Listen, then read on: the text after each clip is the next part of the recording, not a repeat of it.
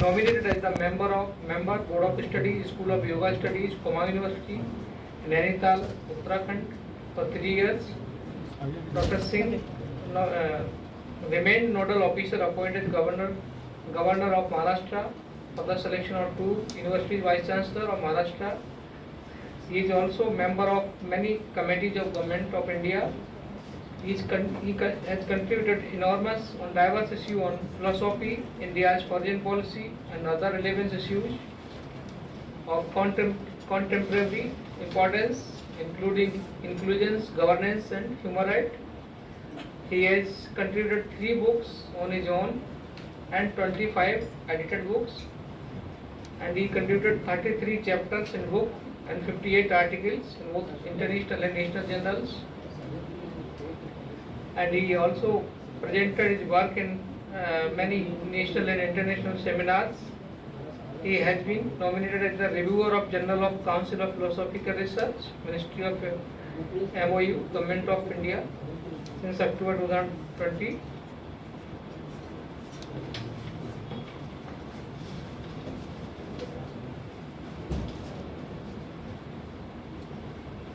And Dr. Singh has been nominated as the referees for the international journals of Department of African Studies, University of Delhi. Dr. Singh supervised 5 PhD students and 1 MPhil, and currently supervising 5 research scholars, evaluated over 38 PhD theses and taken viva of 16 PhD candidates. He has visited about 13 countries for the academic purposes, besides his academic pursuit, for keep the interest in the nature and music. And welcome, sir. Please, sir, enlighten us to the lectures.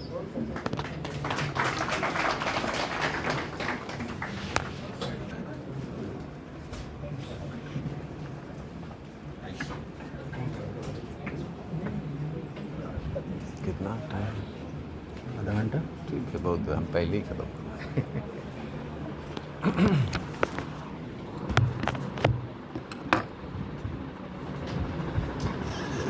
Friends on the dais, of the dais, students,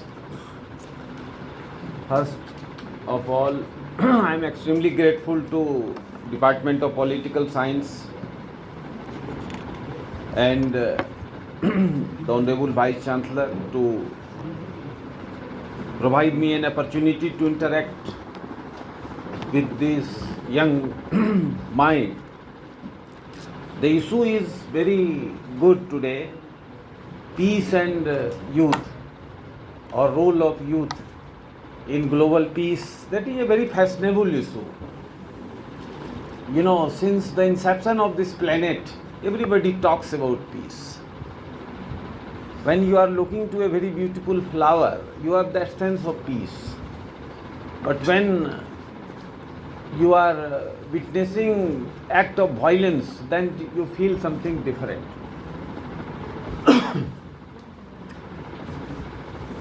Because we are a student of politics, so we must know that war and violence remain an integral part of human civilization. Kautilya has written Arthashastra. In Arthashastra, he has given every component of statecraft, including war. But Kautilya says that war should be last resort of diplomacy. So you can perceive Kautilya as a peace giver again. Although he says that preparation of war is the best guarantee of peace. In present context, you can take Immanuel Kant. He talks about global peace. And Kant says that if one corner of the globe is not peaceful, then another corner could not be in peace.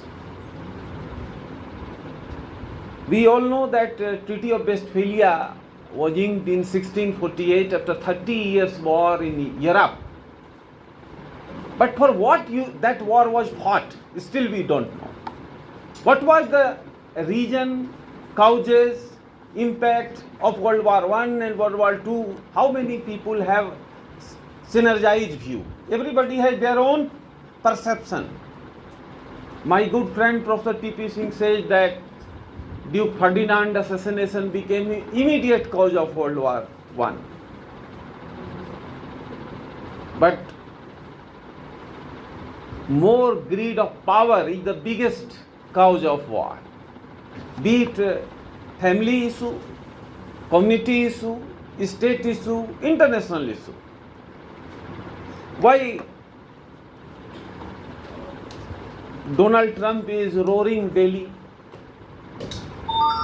He is singing different tune in different days. Why? Because America has absolute power. So Trump said, whatever I am saying, entire globe is supposed to follow. If you will not follow, I will destroy you.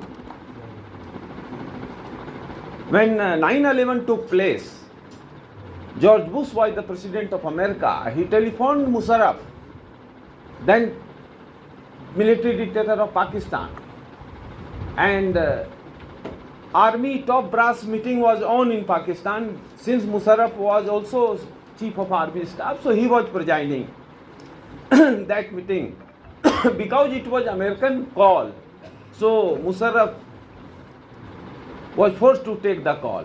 Musharraf was arguing this, that George Bush stated, you are either with me or you are against with the terrorists. There is no grey area. So do you think that this assertion of George Bush as a President of America was possible from the President of Bhutan or President of Congo or President of Venezuela? Not at all. So it depends on your composite power if you talk about country. So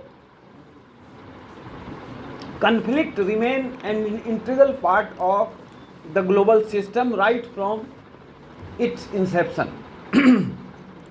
Kenneth Walsh has rightly mentioned that the possibility of war is always hovering over the sky like a black cloud is hovering. Sometime it occurs rain, sometime it thunders and run away. So if you visualize the globe very minutely, right now you will find more than 20 spots where war can escalate at any point of time.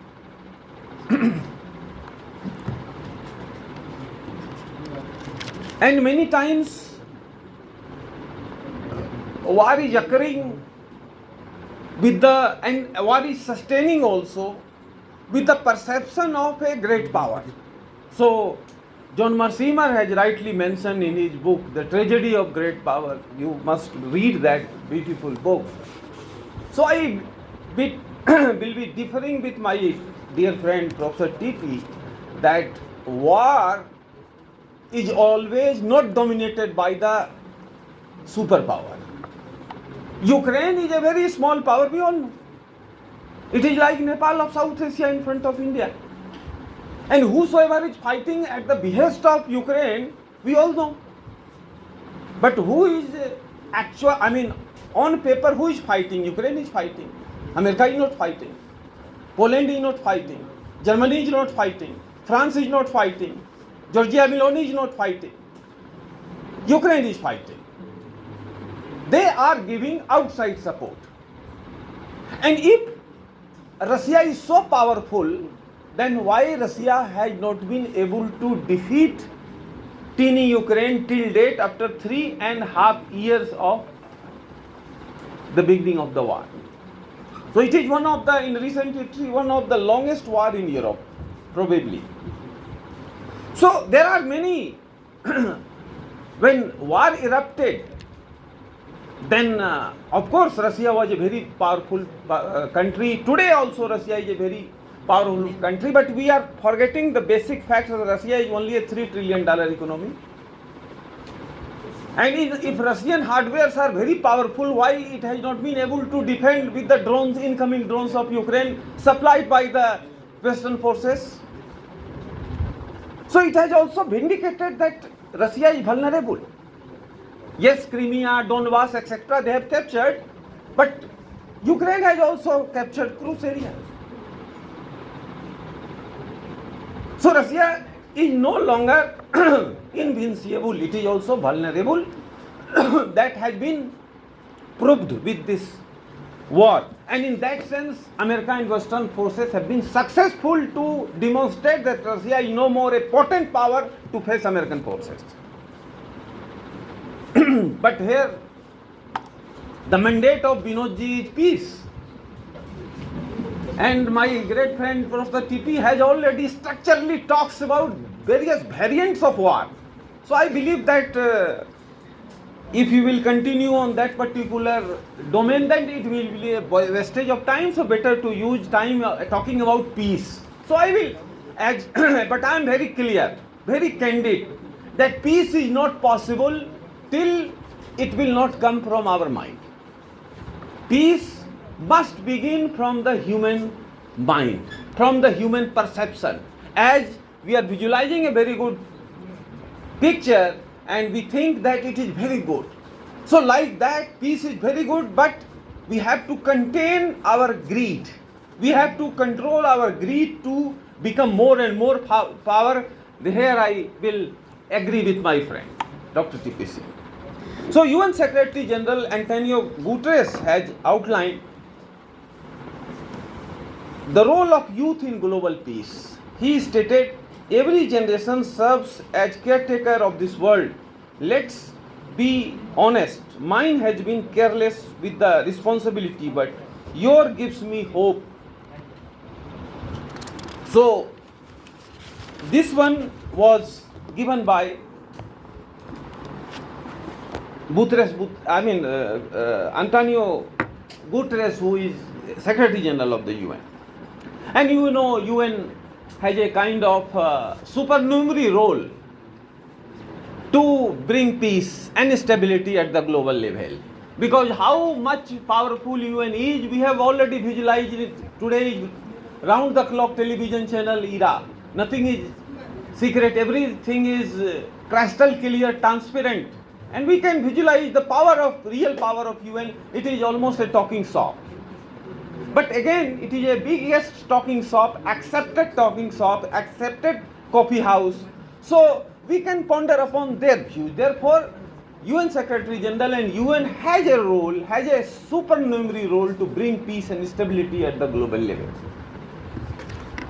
But here I will highlight the basic virtue of Indian philosophical understanding of Vasudhaiva Kutumbakam, which believes that entire globe is family.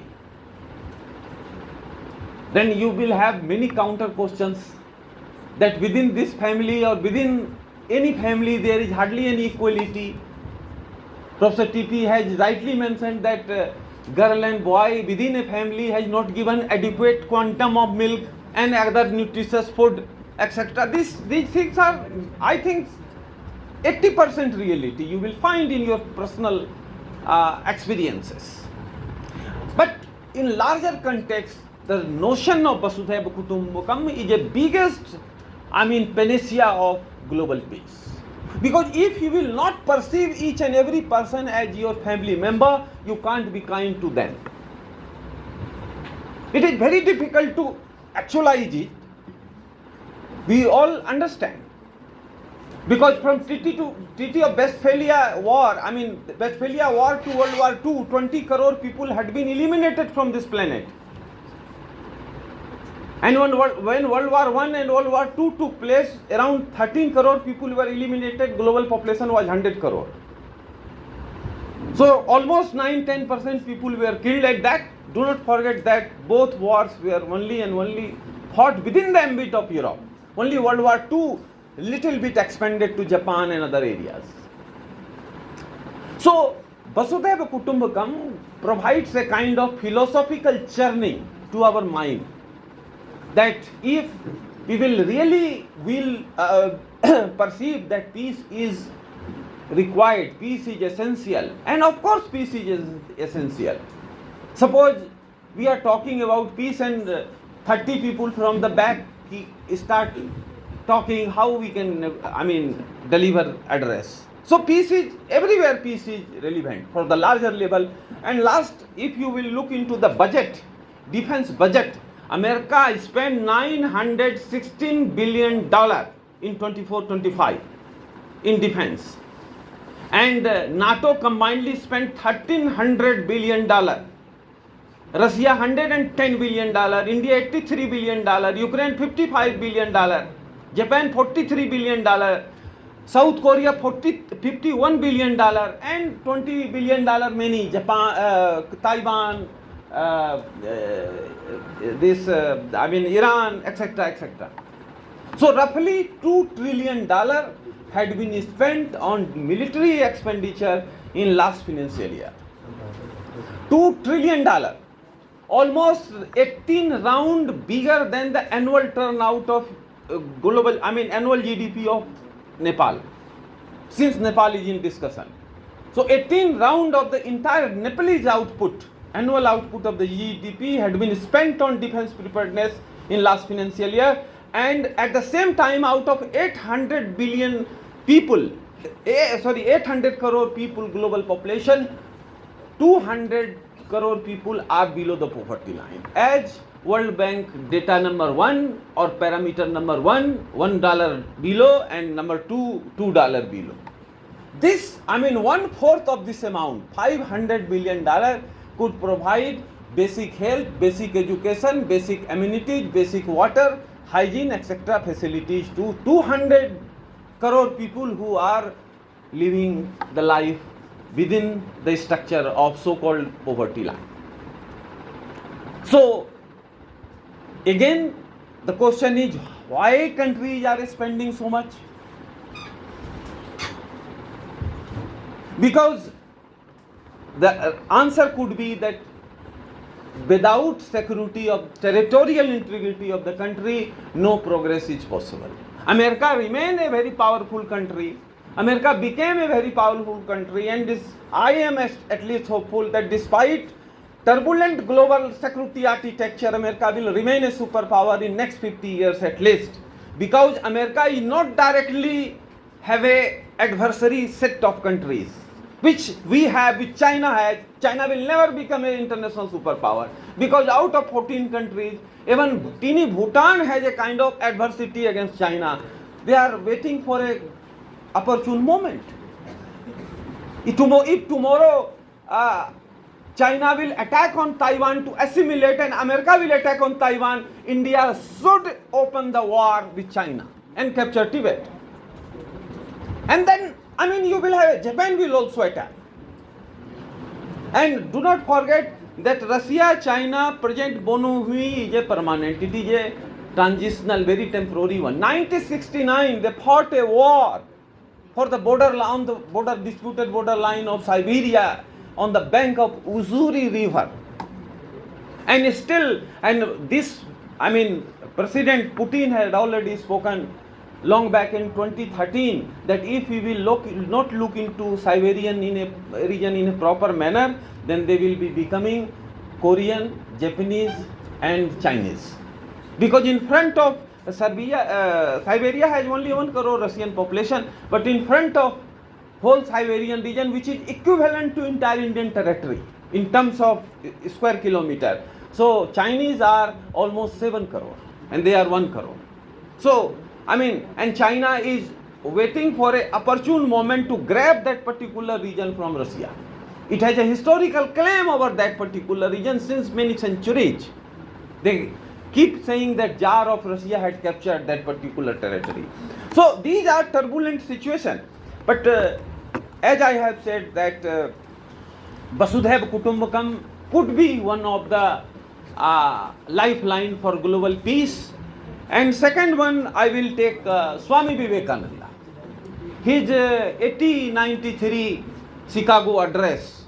Because one of the major component of the global unrest is religion. In the name of religion, 80% global casualties since last 200 years, if not go back, since last 200 years, almost 80% people had been killed in the name of religion. Within religion there are fights. Islam claims that it is a very good religion, all are brothers, sisters, but in Pakistan, since General Ziaul Haq time, till date, 1 lakh Shias have been killed by the Sunni extremists. And when there is a war with India, all stand with Pakistan, but once there is no war, they keep fighting against the Shias in Pakistan, against the Hazaras in Afghanistan, and against other people in other areas. Even in China, which is a all-weather friend of Pakistan, Pakistani kept sending insurgents in Xinjiang, turbulent Xinjiang area. So, within the religion there is a fight. Within Saudi Arabia, almost 20% people are Shias. They are being treated as fourth class citizen. And Iran, which has 10% Sunni population, again they are being treated as fourth class citizen. Where is kind of brotherhood in Islam? Where?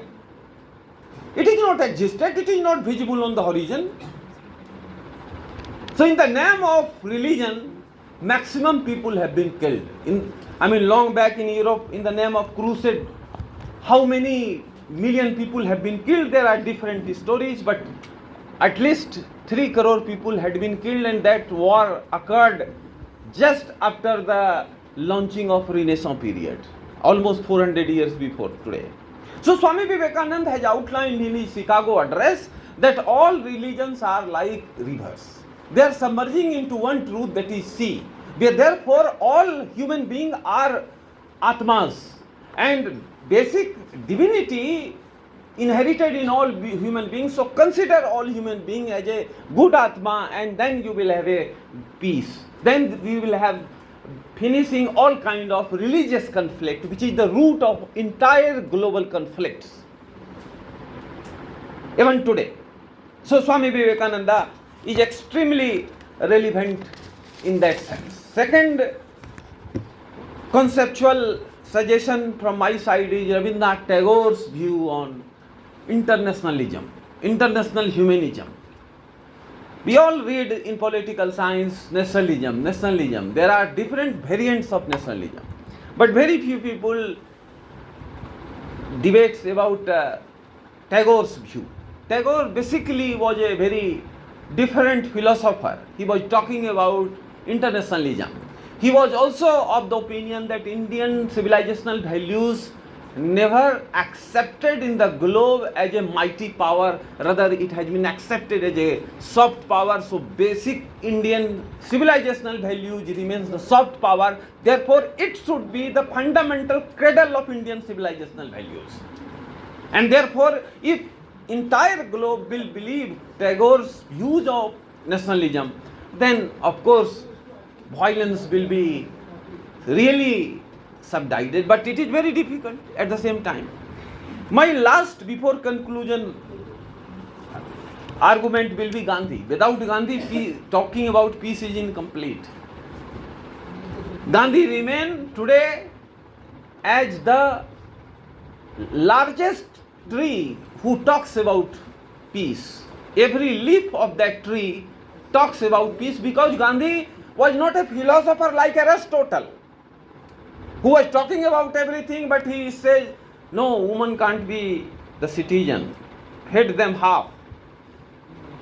It is Aristotelian view. What Gandhi was saying, it was reflected from his behavior.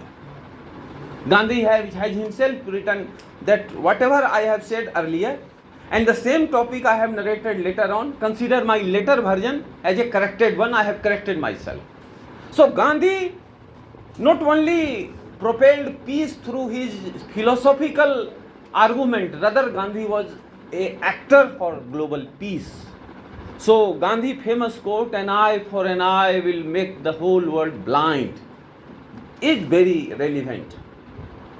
Today we have 800 crore of global population, but this global population is very vulnerable by many counts.